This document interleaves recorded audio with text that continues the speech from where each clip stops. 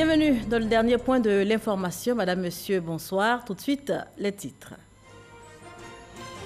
Mercredi 29 août 2018, dernier jour de dépôt de candidature pour les élections municipales et régionales du 13 octobre prochain. Il y avait de l'affluence en ce dernier jour à la commission électorale indépendante.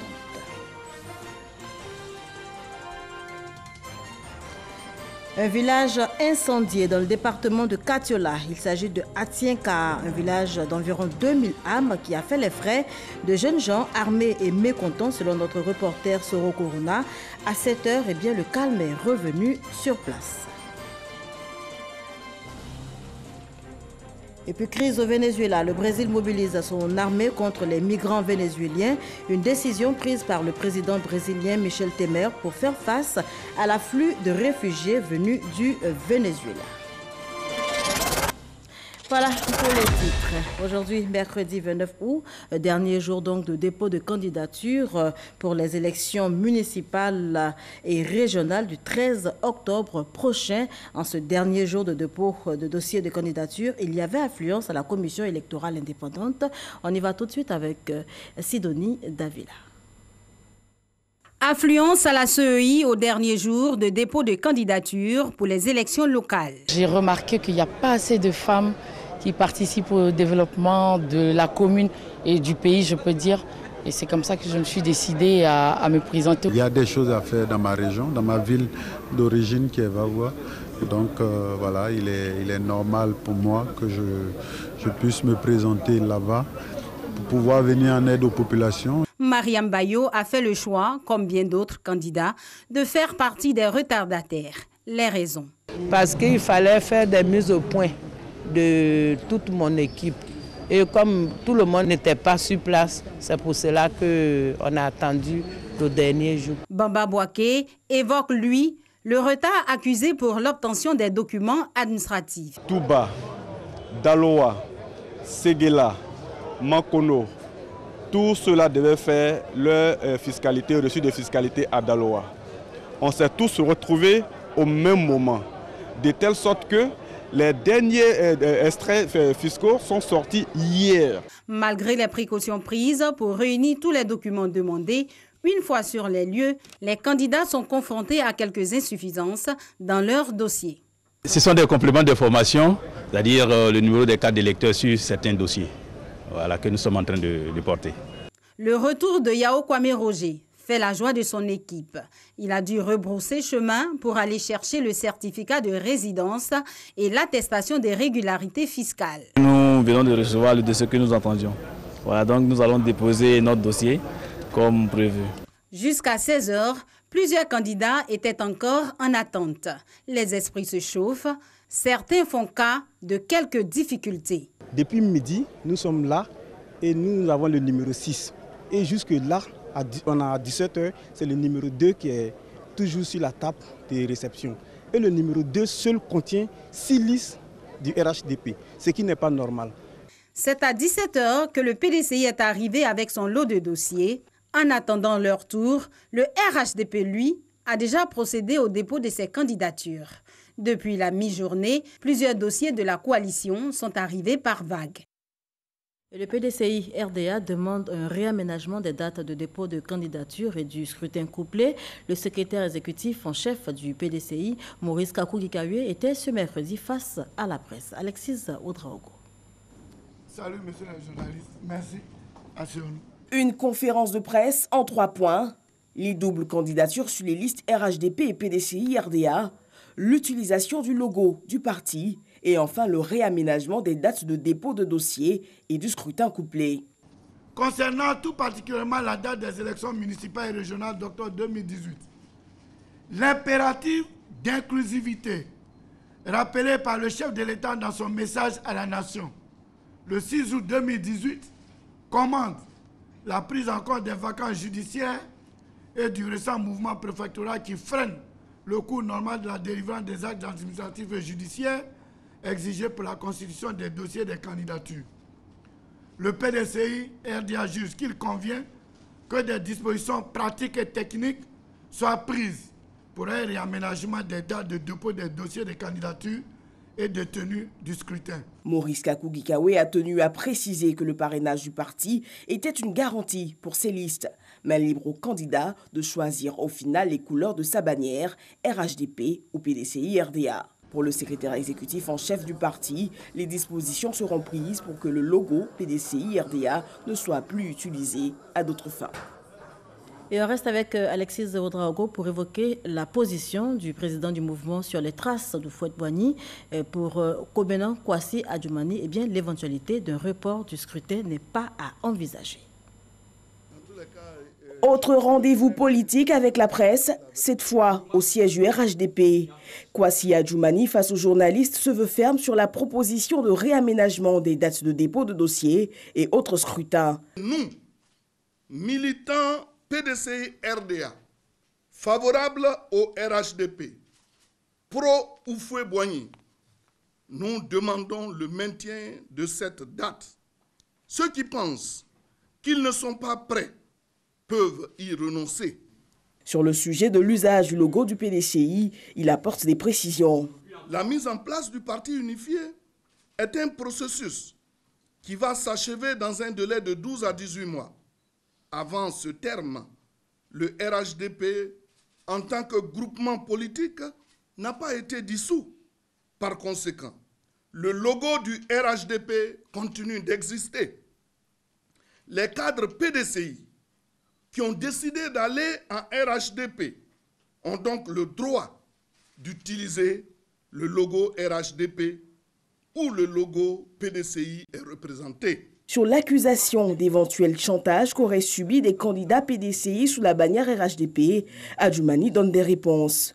Aucun cadre, aucun élu du PDCI-RDA n'a été contraint d'aller en RHDP à ces élections.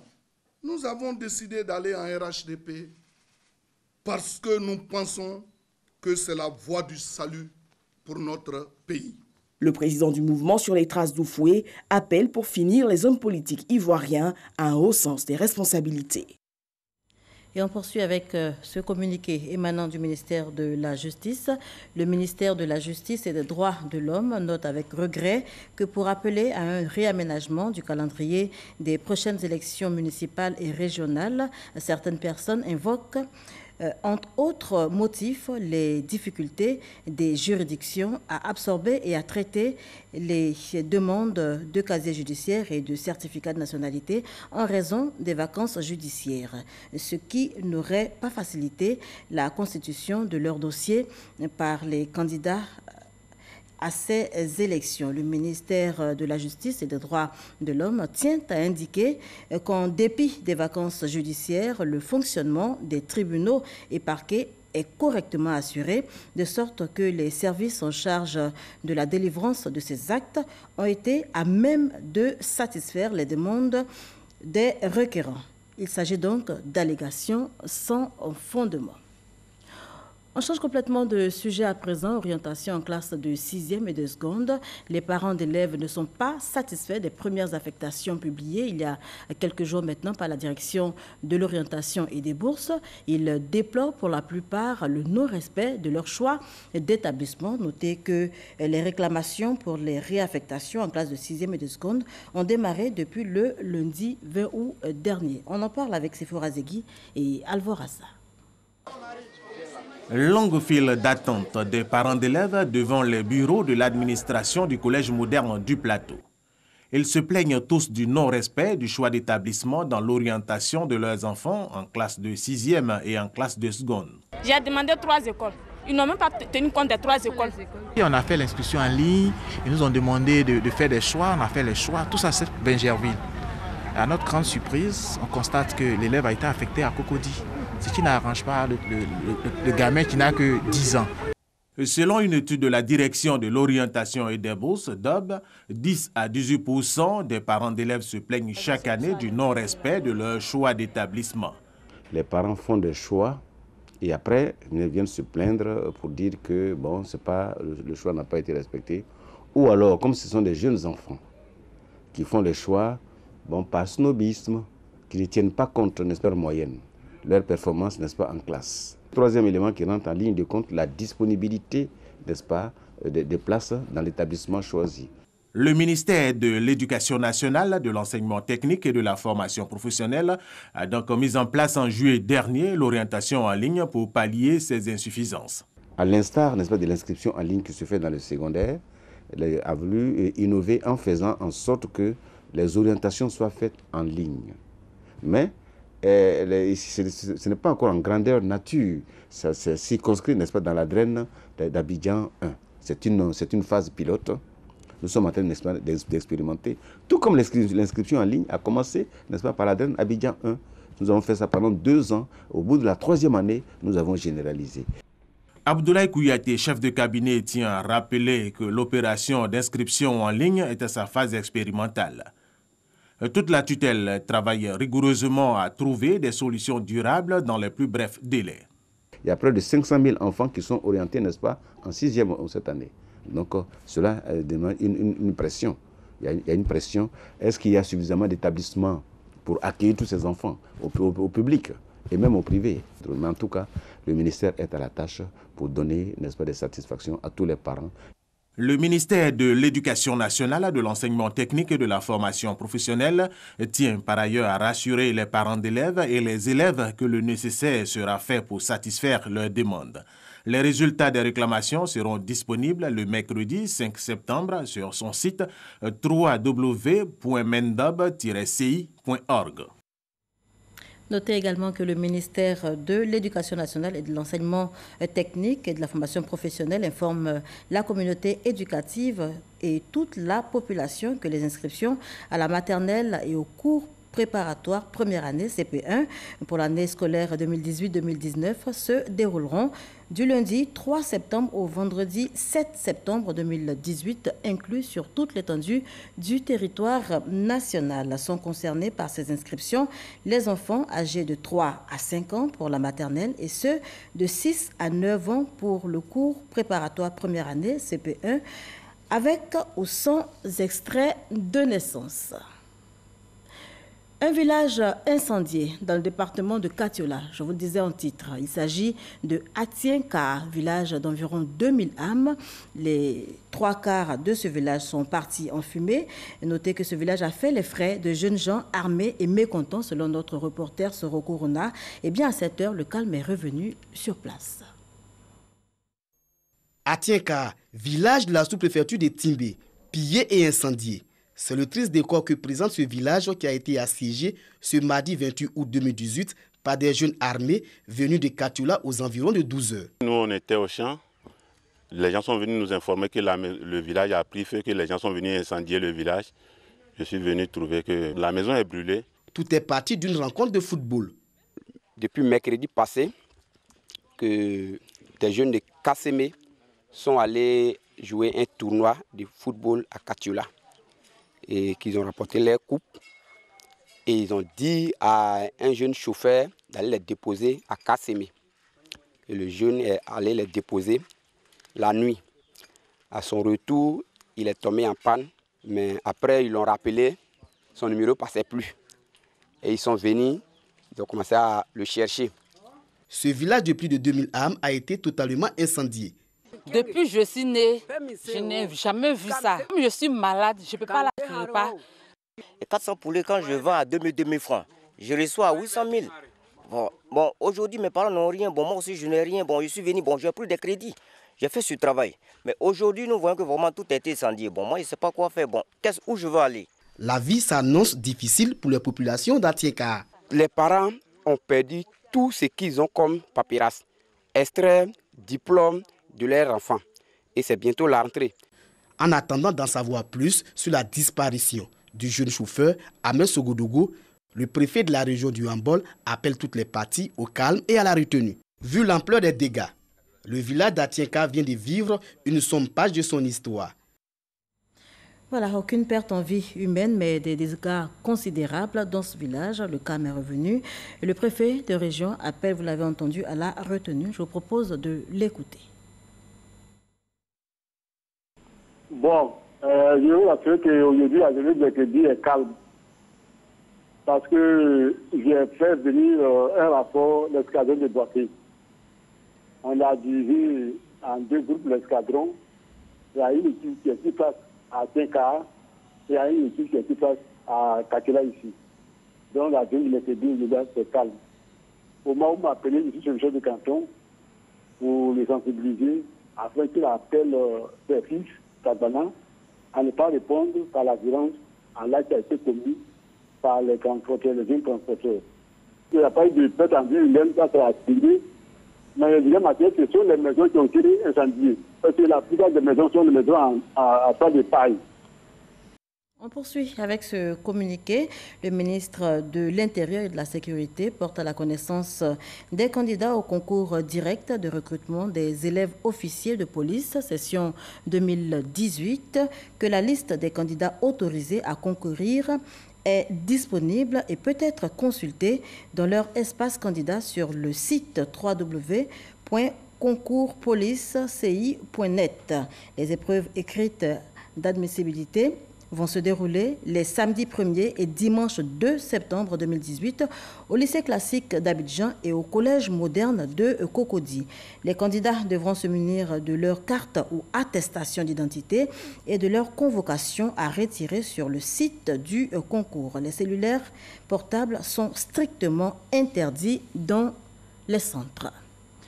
L'Autorité nationale de régulation des marchés publics a livré hier mardi les résultats de l'audit de la gestion 2016, audit qui présente une amélioration dans le respect des procédures de passation. C'est ce que nous rapportent Guy-Roger Nguessan et Alvor Assa. Concernant la gestion de l'audit 2016, ce que nous pouvons en effet retenir, c'est que le taux d'irrégularité est tendance à la baisse. Cela est très important à relever. 41% de taux d'irrégularité en 2016 contre 62% en 2015, une avancée notable qui montre une certaine amélioration dans le respect des dispositions et des procédures du Code des marchés publics. Ce sont au total 250 marchés passés en 2016, d'une valeur de 22 milliards de francs CFA qui ont fait l'objet de l'audit. Pour les partenaires techniques et financiers, les audits, bien que satisfaisants, doivent aller plus loin, notamment en proposant des sanctions encore plus lourdes pour le non-respect du Code des marchés publics. Ce serait important que la NRMP puisse auditer un nombre supérieur de marchés en valeur ou en nombre, pour que ce soit plus représentatif statistiquement. Et puis également toutes les questions qui ont eu lieu sur quelle suite il est fait à ces audits et sur les sanctions qui sont prises envers les acteurs qui ne respectent pas les procédures. En cela, le président de l'Autorité nationale de régulation des marchés publics, Koulibaly Yacouba, rassure. L'ordonnance du 27 juin 2018 renforce l'attribution de l'institution lui permettant de proposer des sanctions avec la création du comité de règlement administratif.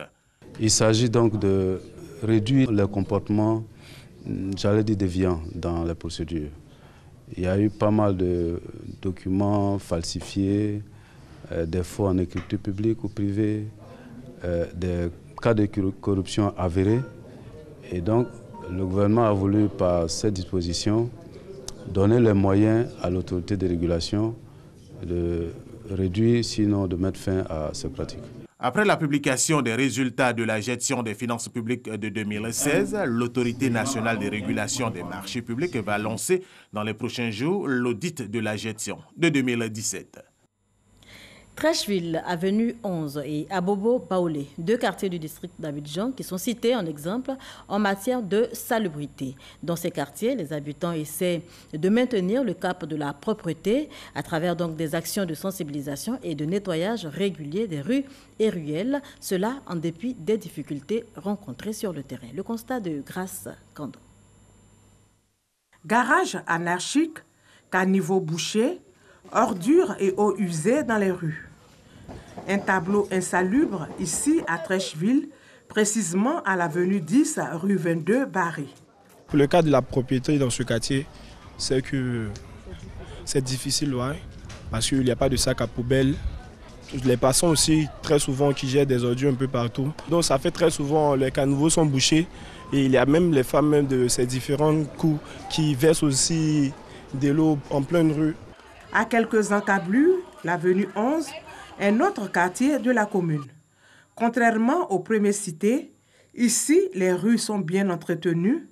Autre constat, le ravalement des façades, Aucun bout de papier dans les rues, c'est le fruit d'une action menée depuis quelques mois par des jeunes du quartier. Il fallait réunir tout le corps social de l'avenue 11, les leaders de jeunes, les leaders religieux, les personnes âgées, à des réunions préparatoires, en allant leur parler pour dire, écoutez, voilà les avantages de la salubrité, voilà les inconvénients de l'insalubrité. Et nous sommes rentrés dans tous les ménages, à commencer à parler un peu avec nos mamans, il faut changer de comportement. Après les activités préparatoires, nous avons commencé à initier les phases de balayage. Donc nous avons formé une petite brigade de salubrité, de volontaires, qui partaient chaque soir, toujours vers nos mamans, nos sœurs, et les entretenir sur la salubrité et de balayer au quotidien. Et nous leur avons dit, nous-mêmes maintenant, chaque semaine, les dimanches, on allait commencer le balayage collectif. À l'avenue 11, chaque habitant essaie de maintenir le cap de la salubrité à travers des actions de nettoyage et de balayage. Nous sommes dans une cour commune où il y a 10 maisons. Et dans les 10 maisons, chaque maison a son jour de nettoyage. Vous nettoyez la cour, vous lavez les toilettes, vous balayez dehors chaque jour, lundi jusqu'au dimanche, sans arrêt, chaque jour. Tout le monde se lève chaque matin pour le faire. Pour nous-mêmes, notre propriété, notre santé, pour nos enfants aussi, on est obligé de maintenir pour rendre le cadre propre. Autre exemple de quartier salubre, à Bobo Baoulé, les populations de ce village ont aussi compris le bien fondé de vivre dans un environnement sain. Chaque matin, si je me réveille, vers 6 heures, je balaye le goudron, je ramasse les saletés. Et dans les caniveaux, je balaye les papiers qui sont dans les caniveaux, je les ramasse, je mets dans la poubelle. Nous vous demandons de rassembler vos ordures et les mettre dans les sachets. Nous avons des griots qui tous les matins sifflent dans les rues du village et chaque famille doit balayer sa portion de rue en face de sa maison. Et de portion en portion, toutes les rues sont balayées. Et il y a les endroits publics devant les 2 églises, devant l'école, devant nos immeubles Nyando et Dubo. Là, nous avons des dames qui balaient. Et les espaces verts sont entretenus par une équipe de jardinage. Entretenir son cadre de vie, cela s'impose désormais aux habitants de Trècheville, avenue 11 et à Bobo Baoulé. Nous appliquons le principe pollueur-payeur. Quand nous sommes là, nous avons une brigade bénévole de salubrité. Lorsque nous voyons un enfant ou bien une nounou venir déverser des ordures solides et liquides à la fois dans un avaloir, on bloque carrément ton assiette ou bien ton seau et puis on dit va appeler la maman qui t'a envoyé. Lorsqu'elle vient, on lui dit on ne fait plus ça chez nous ici. Et quand on voit une cour qui ne balaye pas pendant 1 ou 2 jours, dès le soir, nous repartons encore vers ces cours-là pour les sensibiliser, pour dire il faut balayer, il faut balayer. Si ce n'est pas balayé, mais les griots s'introduisent dans la cour et interpellent la mère de famille pour qu'elle sorte avec ses filles pour balayer. Et nous tenons à ça. C'est vrai que la ville a pris de l'importance. Le village est rentré en pleine ville. Les mentalités sont en train de changer chez certaines personnes, mais Abobo Baoulé garde cette tradition dans ce slogan. Ce n'est pas parce qu'on est pauvre qu'on doit vivre dans la saleté. Trècheville, avenue 11 et à Bobo Baoulé, 2 quartiers engagés sur le chemin de la propreté. Mais à Bobo Baoulé souffre de quelques difficultés en matière d'évacuation des eaux usées et de pluie. Habituellement, nous vivons paisiblement dans le village, même dans ce fond du village. Nous n'avons jamais eu ce genre d'inondation. Mais cette fois-ci, toutes les eaux de Kennedy, à Bobogar et les eaux de Belleville viennent sur le village. Et les ordures nous sont venues avec les eaux de pluie de toutes ces zones d'Abobogar. La chefferie a acheté des motopompes pour aspirer l'eau et évacuer l'eau. N'eût été cette disposition prise par la chefferie, je pense qu'il y aurait eu mort d'homme. Les populations d'Abobo Baoulé ont le regard tourné vers les autorités compétentes en vue de trouver des solutions durables à leurs préoccupations. Voilà, Trècheville, avenue 11 et Abobo Baoulé, partenaires de la salubrité. C'était le constat de Grace Kando. L'actualité internationale nous conduit ce soir au Brésil. Le Brésil qui mobilise son armée contre les migrants vénézuéliens. Mais avant, escale au Burkina Faso.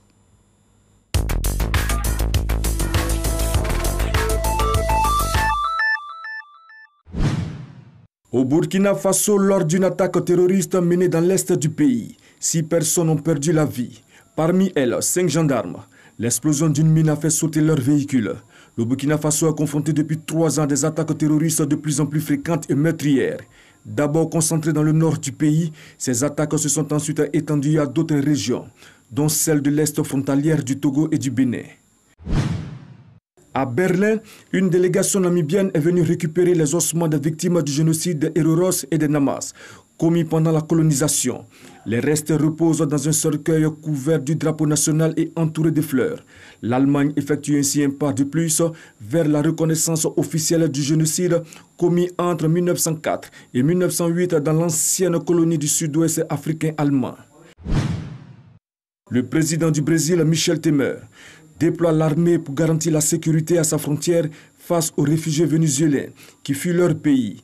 Le Brésil a déjà accueilli quelques 60 000 réfugiés du Venezuela. L'exode massif des Vénézuéliens vers l'état de Roraima, qui sépare le pays de son voisin vénézuélien dans le nord-ouest du Brésil, génère des tensions. On faisait le point avec Soro Wojontele et Abou Sanogo. Avec Alexis Wodraogo, intéressons-nous à ce projet délirant d'un Sud-Africain, cueillir des icebergs en Antarctique pour approvisionner en eau la métropole du Cap, victime d'une sécheresse historique. À la pointe sud-ouest de l'Afrique du Sud, le Cap et ses 4 millions d'habitants souffrent d'une terrible sécheresse. Cette année, la ville a échappé de justesse au jour 0, celui où l'eau cesse de couler au robinet au prix de restrictions d'eau drastiques toujours en vigueur. Mais le scénario catastrophe risque de devenir réalité si les pluies attendues les prochains mois ne se concrétisent pas. Pour sauver le Cap, un chercheur, Nix Loan, propose de partir à la chasse aux icebergs, ces immenses réservoirs d'eau douce qui flottent à 2000 km aux côtes sud-africaines. On veut attraper ces icebergs que la nature elle-même amène très au nord. Bien sûr, ce n'est pas au point d'avoir une livraison d'eau qui en serait entièrement dépendante. Il y a quelques années, on a observé des icebergs au nord de Buenos Aires qui a une latitude similaire au Cap, aux alentours de 34 degrés sud. L'iceberg idéal sera identifié depuis le ciel grâce aux drones et images satellitaires. Le glaçon géant capturé sera ensuite emballé dans un tissu isolant et un puissant remorqueur le guidera lentement jusqu'à la pointe sud du continent. On ne va pas être capable de remorquer un iceberg de cette taille, ça pèse 100 millions de tonnes. On veut juste influencer sa trajectoire. Ça, on peut le faire. L'eau qui fond coulera directement dans une immense soucoupe construite à cet effet, tandis qu'une machine pilera la glace. La cueillette durera 1 an. Chaque jour, quelques 150 millions de litres d'eau seront ainsi récupérés et transportés dans les bateaux citernes jusqu'au Cap. Entre 20 et 30% des besoins annuels en eau du pays devraient être couverts par cette technique. Le coût du projet est évidemment faramineux. Il serait autour des 160 millions de dollars pour un seul iceberg. Du sport pour terminer, Coupe de la CAF 2018, le WAC est éliminé, tenu en échec par le Djoliba ce mercredi par un score vierge à l'occasion donc de la dernière journée du groupe C. Peut-être le dernier ballon, on va construire, il va le phagocyter certainement pour faire le centre qui est là avec le dégagement de la défense malienne qui panique avec un ballon. Ça va la santé.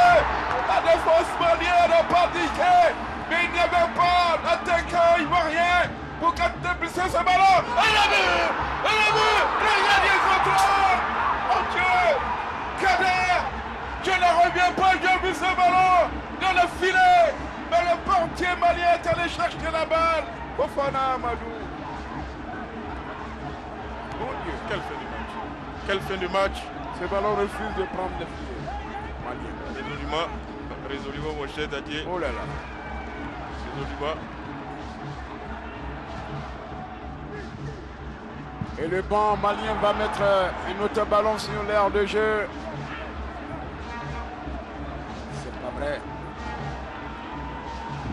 Il était inscrit quelque part que cette équipe, quand ça ne rentre pas, ça ne rentre pas. Du WAC ne marquerait pas ce soir parce que avec ce ballon que j'ai vu, il y aura beaucoup de regrets. C'est terminé.